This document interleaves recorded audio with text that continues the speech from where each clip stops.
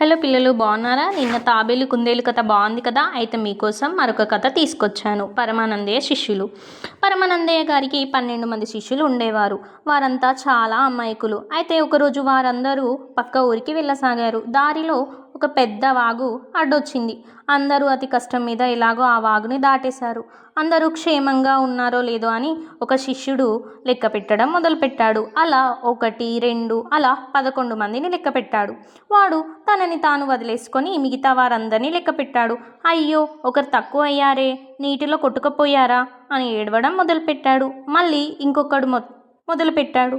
వాడికి కూడా 11 మంది వచ్చారు. అందరూ కలిసి గొల్లుమంటూ ఏడవడం మొదలుపెట్టారు. అప్పుడే ఆ దారిలో వెళ్తున్న ఒక బాటసారి వారిని చూసి విషయం అడిగాడు. వారి అమాయకత్వం చూసి నవ్వుకున్నాడు. నేను మీ 12 వాడిని తిరిగి తీసుకొస్తాను, అందరూ సరిగ్గా నిల్చోండి అని చెప్పి ఒక్కొక్కరికి తల మీద తన కర్రతో మెల్లిగా కొడుతూ లెక్క పెడుతున్నాడు. అలా 1, 2 అలా 12 మందిని లెక్క పెట్టారు. చివరికి 12 మంది వచ్చేసరికి శిష్యులందరూ ఆనందంతో ఆ బాటసారికి కృతజ్ఞతలు చెప్పుకొని సంతోషంగా తమ ఊరికి తిరిగి వెళ్ళారు. అయితే ఈ కథలోని నీతేంటి పిల్లలు? అమాయకత్వం వల్ల లేని సమస్యలు వస్తాయి. చేసే పనిలో ఏకాగ్రత, తెలివితేటలు ఉండాలి.